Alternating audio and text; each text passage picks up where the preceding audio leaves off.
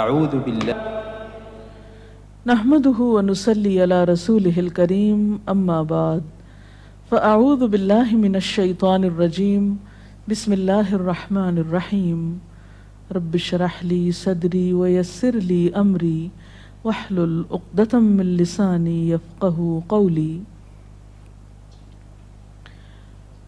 ہماری آج کی گفتگو کا موضوع ہے صبر و برداشت۔ دنیا کی زندگی میں کوئی انسان بھی رنج و غم، مصیبت و تکلیف، آفت و ناکامی اور نقصان سے بے خوف نہیں رہ سکتا۔ ہر انسان پر کسی نہ کسی وقت ایسی چیز آتی ہی ہے جو اسے ناگوار ہوتی ہے، جو اسے ناپسند ہوتی ہے، اور یوں بسا اوقات انسان کو ناپسندیدہ حالات میں ڈال کر اس کی آزمائش کی جاتی ہے۔ قرآن پاک میں اللہ تعالیٰ فرماتے ہیں وَنَبْلُوكُمْ بِالْخَيْرِ وَالشَّرِّ فِتْنَةً، ہم تمہیں اچھے برے حال میں مبتلا کر کے تمہاری آزمائش کریں گے۔ ایک اور جگہ پر فرمایا خَلَقَ الْمَوْتَ وَالْحَيَاةَ لِيَبْلُوَكُمْ أَيُّكُمْ أَحْسَنُ عَمَلًا، اس نے موت اور زندگی کو بنایا تاکہ وہ تمہارا امتحان لے کر دیکھے، تمہیں آزما کر دیکھے کہ تم میں اچھے کام کون کرتا ہے۔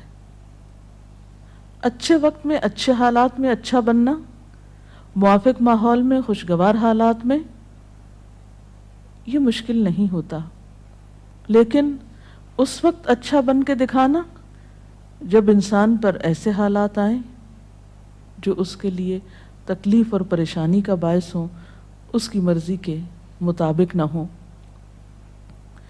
ایسے میں ہی کسی انسان کا صحیح طور پر پتہ چلتا ہے کہ وہ دراصل کیسا انسان ہے۔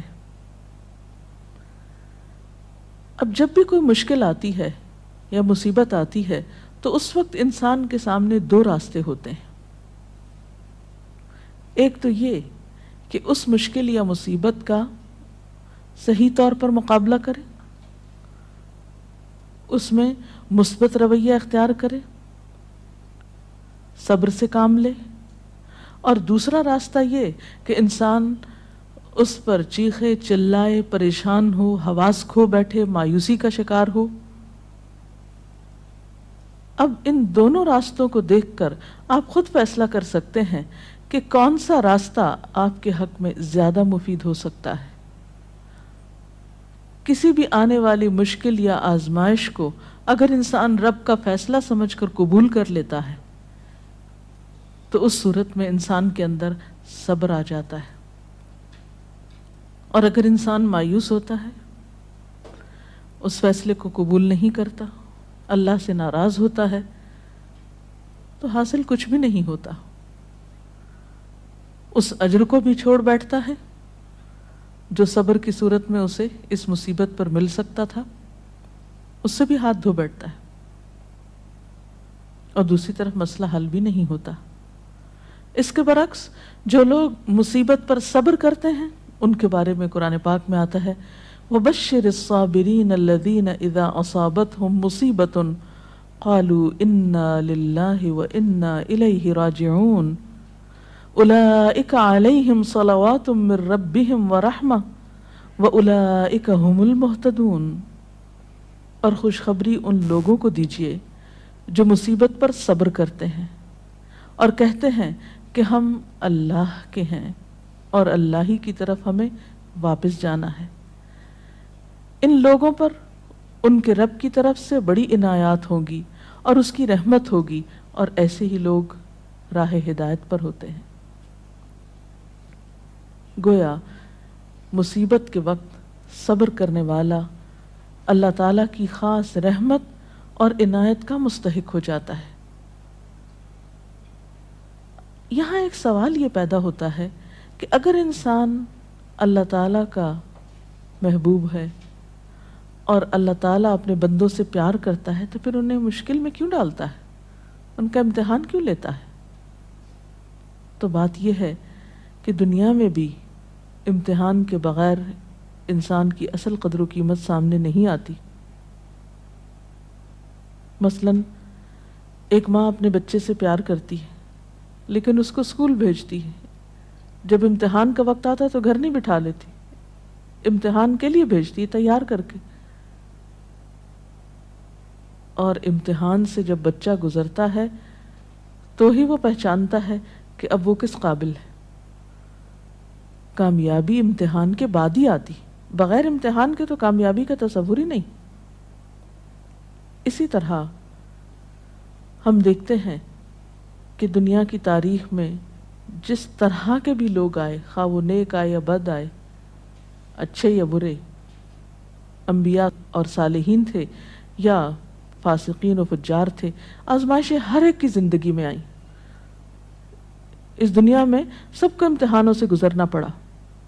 ہاں، یہ فرق ضرور ہے کہ اللہ کے پیاروں نے اللہ کی طرف سے آئے ہوئے امتحان پر کبھی شکوہ نہیں کیا، بے صبری سے اور جلد بازی سے کام نہیں کیا، بلکہ اس کے برعکس صبر سے کام لیا۔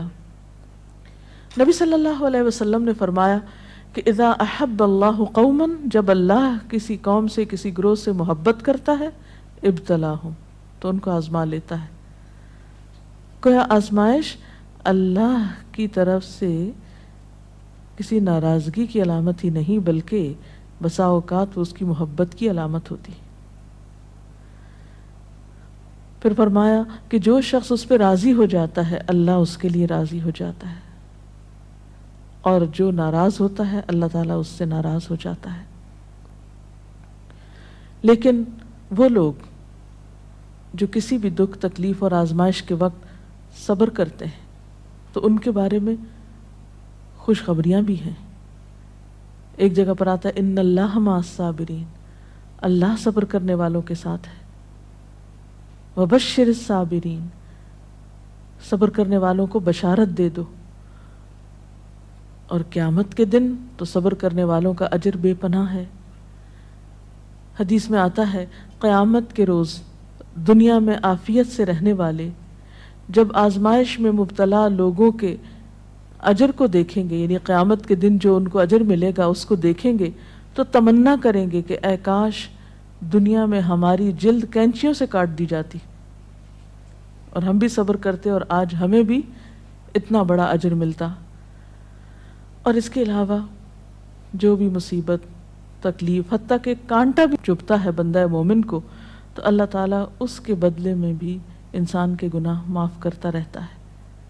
اس لیے کبھی بھی اس بات پر پریشان نہیں ہونا چاہیے کہ کوئی مصیبت جو آ گئی تو یہ شاید اللہ تعالیٰ کی ناراضگی ہی کا ذریعہ ہے۔ نہیں، اسی پریشانی میں آپ اللہ کی رضا کو بھی پا سکتے ہیں۔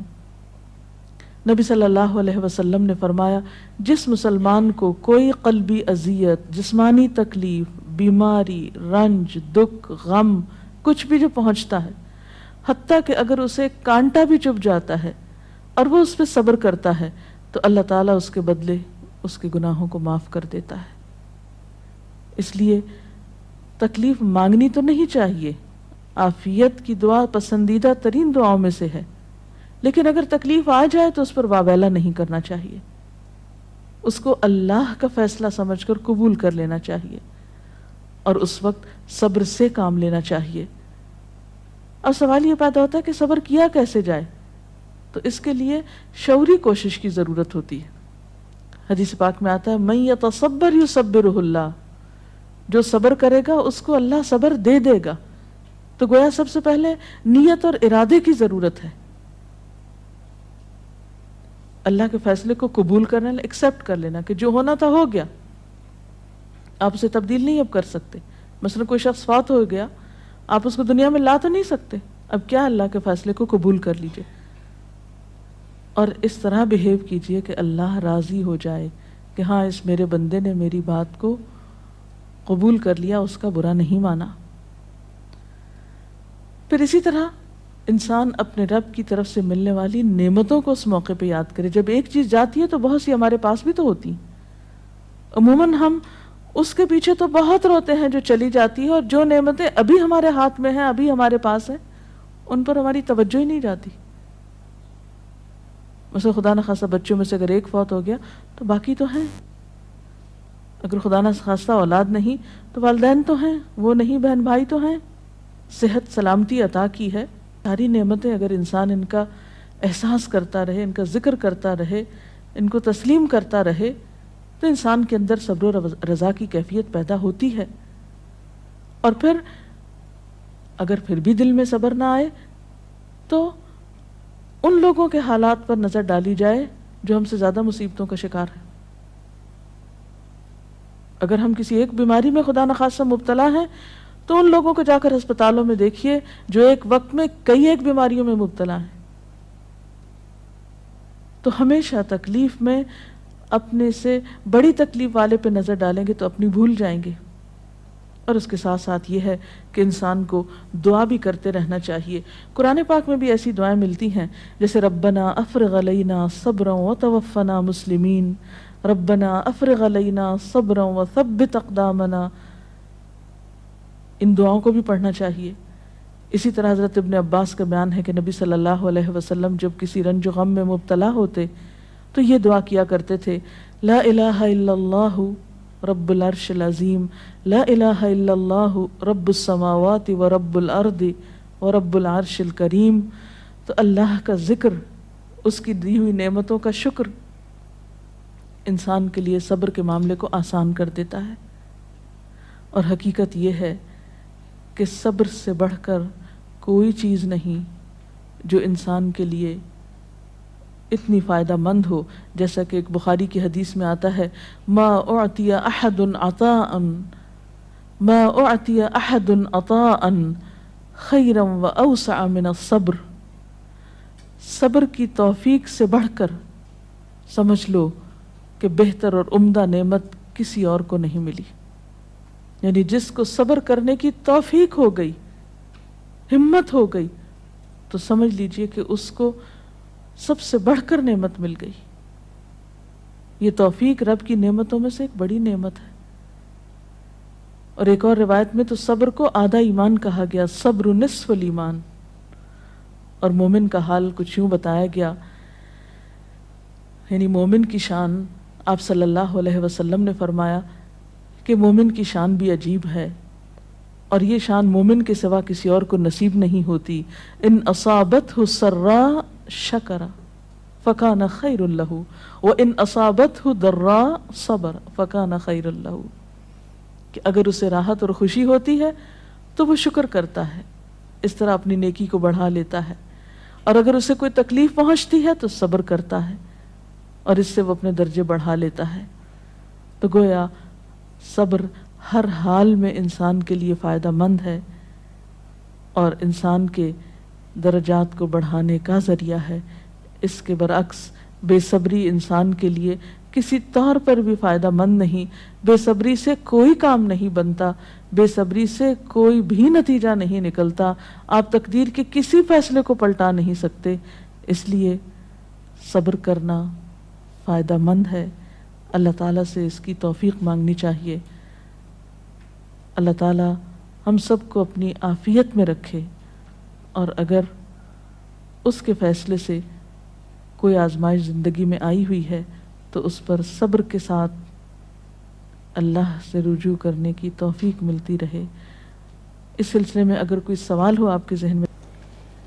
ایک حالات جو ہمیں بہت ہی کامن نظر آتے ہیں کہ جب کسی کی وفات ہوتی ہے، اور بہت ہی عام دیکھا گیا ہے کہ لوگ بالکل اپنے آپے سے باہر ہو جاتے ہیں، اسے اللہ کی رضا، اللہ کا وقت، جانے والے کا کوئی بالکل انہیں صرف اپنا غم کہ ہم سے یہ چھٹ گیا، اور اتنی استغفر اللہ غلط باتیں کہتے ہیں ان موقعوں پر، اور جب انہیں کوئی سمجھانا چاہے تو وہ اس مینٹل سٹیٹ میں، اس مینٹل فریم آف مائنڈ میں ہوتے نہیں کہ کسی کی بات سننا چاہیں، اور وہ بالکل صبر کا دامن چھوڑے ہوئے ہوتے ہیں۔ تو اس طریقے سے ان ماحول میں لوگوں کو کیسے ڈیل کیا جائے؟ ایسے سب لوگ اپنے بارے میں سوچیں کہ ان کی اس بے صبری نے ان کو کیا دیا؟ کیا اللہ کا فیصلہ پلٹ گیا؟ کیا اس بے صبری سے انہیں کوئی اجر ملا؟ کیا ان کی اس بے صبری سے دوسروں کو کوئی راحت ملی؟ جب انسان بے صبری سے کام لیتا ہے تو وہ نہ صرف یہ کہ خود کو پریشان کرتا ہے بلکہ اپنے آس پاس کے لوگوں کے لیے ایک اذیت کا سبب بن جاتا ہے، ان پہ ایک بوجھ بن جاتا ہے۔ پھر بعض اوقات زبان سے ایسی ناروا باتیں نکالتا ہے کہ اللہ تعالیٰ کو ناراض کر دیتا ہے. حالانکہ دیکھا جائے تو ان ساری چیزوں کے نتیجے میں سوائے خسارے اور ناکامی کے کچھ حاصل نہیں ہوتا. اسی لیے قرآن پاک میں اللہ تعالیٰ فرماتے ہیں وَالْعَصْرِ إِنَّ الْإِنسَانَ لَفِي خُسْرٍ إِلَّا الَّذِينَ آمَنُوا وَعَمِلُوا الصَّالِحَاتِ وَتَوَاصَوْا بِالْحَقِّ وَتَوَاصَوْا بِالصَّبْرِ. قسم ہے زمانے کی، یقیناً انسان نقصان میں ہے سوائے ان لوگوں کے جو ایمان لائے اور جنہوں نے اچھے کام کیے، ایک دوسرے کو حق کی تلقین کرتے رہے اور ایک دوسرے کو صبر کی تلقین کرتے رہے. تو خواہ تکلیف میں مبتلا شخص چیخنا پکارنا کرے، پھر بھی آس پاس کے لوگوں پر لازم ہے کہ وہ کسی نہ کسی طریقے سے اسے صبر کی طرف لے آئیں، اس لیے کہ صبر کے علاوہ اور کوئی دوا ہے ہی نہیں ایسے لوگوں کی. میم صبر کا مطلب کیا ہے؟ صبر کرنا کیا ہوتا ہے؟ صبر کا معنی ہوتا ہے اپنے آپ کو روک لینا، یعنی نیگیٹو ریئیکشن سے روکنا، منفی رویے سے روکنا، ناپسندیدہ حالات میں ناپسندیدہ طرز عمل سے خود کو روکنا، اور ایسے موقع پر ہمت اور دلیری سے کام لیتے ہوئے وہ طریقہ اور وہ طرز عمل اختیار کرنا جو اللہ تعالیٰ کی رضا کا باعث بنے. انسان اسفل سافلین میں نہ جا گرے، اپنے درجے سے انسانیت سے نیچے نہ اترے، اپنی زبان اپنے طرز عمل سے کوئی ایسا مظاہرہ نہ کرے جو انسانیت کے خلاف ہو، ایک مسلمان کی شان کے خلاف ہو، جو اللہ کو ناراض کرنے والا ہو. اسی رویے کا نام صبر ہے. رسول اللہ صلی اللہ علیہ وسلم کی زندگی سے میڈم کی مثال بتائیں، جب ان کو کوئی بہت بڑا لاس ہوا ہو یا کوئی ان سے بچھڑ گیا ہو تو ان کا کیا رد عمل ہوتا تھا؟ اس میں ہم بے شمار مثالیں دیکھتے ہیں. مثلا آپ دیکھتے ہیں کہ سفر طائف کے موقع پر جب آپ صلی اللہ علیہ وسلم کو لوگوں نے پتھروں سے مارا، آپ پہ آوازیں کسے، آپ نے ان کو بد دعا تک نہیں دی، خاموشی اختیار کی، پیدل چلتے آئے، پھر ایک باغ میں آ کر آپ نے آرام فرمایا. جبریل امین حاضر ہوئے کہ اگر آپ اجازت دیں اور آپ چاہیں تو ان لوگوں کو دو پہاڑوں کے بیچ میں پیس کے رکھ دیا جائے. لیکن آپ نے اس موقع پر بھی کوئی بات ایسی زبان سے نہیں نکالی، بلکہ کیا فرمایا کہ اللہ ان کو ہدایت دے، شاید ان کی نسلوں میں سے کوئی ایسا شخص ہو جو ہدایت پا جائے. اور ہم دیکھتے ہیں کہ محمد بن قاسم اسی قبیلے سے تعلق رکھتا تھا جس کی وجہ سے سندھ فتح ہوا اور یہاں اسلام کا دورہ ہوا. اثرات کہاں تک پہنچے صبر کے. اسی طرح اپنی اولاد کے معاملے میں آپ کے بیٹے ابراہیم، جن سے آپ کو بہت پیار تھا، جب وہ فوت ہوئے تو وہ آپ کی گود میں تھے اور آپ کے آنسو ٹپ ٹپ گر رہے تھے. لوگوں نے دیکھا تو کہا اللہ کے رسول صلی اللہ علیہ وسلم آپ بھی روتے ہیں؟ فرمایا کہ ہاں، یہ تو رحمت کی علامت ہوتی ہے.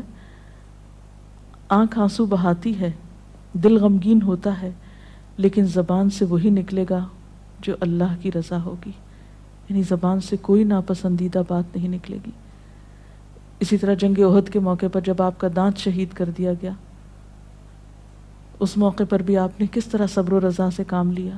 تو گویا خواہ کوئی جسمانی تکلیف ہوئی آپ کو، یا اولاد کی طرف سے تکلیف اور غم پہنچا، یا اللہ کے راستے میں جب کہیں ستائے گئے، تو کسی بھی موقع پر آپ نے کبھی کوئی ایسا طریقہ اختیار نہیں کیا کہ جو اخلاق سے کم ہو. اسی لیے آپ کو یہ اعزاز نصیب ہوا کہ انک لعلی خلق عظیم، بے شک آپ اخلاق کی عظمتوں پر فائز ہیں. اور واقعی بہترین اخلاق اس وقت کسی کا پتہ چلتا ہے، اور بہترین اخلاق والا وہی ہو سکتا ہے جو ایسے موقع پر بہترین اخلاق کو ثبوت دے جب حالات اس کے موافق نہ ہوں، اس کے خلاف ہوں، اس کے نفس کو ناگوار ہوں، اس کے لیے تکلیف دہ ہوں، پریشان کن ہوں. جی کوئی اور سوال؟ یہ صبر کے معاملے میں ہم عورتیں جو ہیں عموماً بے صبری کا زیادہ مظاہرہ کرتے ہیں، خاص کر جیسے کہیں اموات ہو جائے یا کچھ ہو جائے. لیکن کچھ ایسی خواتین بھی ہوتی ہیں جو اس وقت بہت زیادہ صبر کرتی ہیں، لیکن پھر وہی ہماری جو ہم عورتیں جو ہے اس وقت اس کو یہ تانا دیتی ہیں بہت سنگ دل ہے، سخت دل ہے، اور وہ الٹا اس کو متاثر ہونے کے بجائے، اس کو زیادہ اس کو کرنے کے بجائے اس کو تانے دے کے معاشرے میں اس کا جینا زیادہ. تو اس معاملے میں جو ہے امہات المومنین کی کوئی ایسی مثالیں ہوں جو کہ بھئی اس طرح انہوں نے تکالیف میں صبر کیا، اور ہم عورتوں کا ایسے معاملے میں کیا کردار ہونا چاہیے کہ ایسے جو صبر کرتی ہیں خواتین. اس میں آپ دیکھیے کہ حضرت ام سلیم ہیں جن کا بچہ بیمار ہے، شوہر بیمار بچے کو چھوڑ کر جاتے ہیں، واپس آتے ہیں تو بچہ فوت ہو چکا ہوتا ہے. بیوی بہت صبر سے کام لیتی، یعنی ام سلیم جو ہیں بہت صبر سے کام لیتی ہیں، بچے کو ڈھانپ دیتی ہیں، شوہر کا استقبال کرتی ہیں، ان کو کھانا کھلاتی ہیں، آرام کرنے دیتی ہیں، اور پھر بہت عمدہ طریقے سے ان سے کہتی ہیں کہ اچھا ابو طلحہ یہ بتاؤ کہ اگر کوئی شخص تمہارے پاس اپنی امانت رکھے اور پھر امانت لینے کے لیے آ جائے تو تم کس طرح واپس لوٹاؤ گے؟ تو کہنے لگے کہ خوشی کے ساتھ لوٹاؤں گا. پوچھا تم ناراض تو نہیں ہوگے کہ وہ اپنی امانت کیوں لینے کے لیے آگے، یعنی واپس کیوں لے رہا ہے؟ کہا کہ نہیں، ناراضگی کس بات کی؟ تو کہنے لگے کہ دیکھو تمہارا بچہ تمہارے پاس اللہ کی امانت تھا، تمہاری ملکیت نہیں تھا، اللہ کی طرف سے ایک نعمت ملی ہوئی تھی، اللہ تعالیٰ نے اس کو واپس لے لیا. یعنی کس قدر خوبصورت انداز میں وہ اپنے بچے کی وفات کی خبر اپنے ہی شوہر کو دیتی ہیں، کوئی رونا دھونا نہیں، کوئی واویلا نہیں، کچھ بھی نہیں. اسی طرح جنگ احد میں ایک صحابی ہیں جن کے شوہر، جن کے بیٹے، جن کے باپ، جن کے بھائی شہید ہوتے ہیں، ان کو ہر ایک کی شہادت کی خبر سنائی جاتی ہے، لیکن وہ کہتی ہیں مجھے اللہ کے رسول صلی اللہ علیہ وسلم کے بارے میں بتاؤ کہ ان کا حال کیا ہے. اتنے رشتوں کے جانے پر کس قدر صبر سے کام لے رہی ہیں.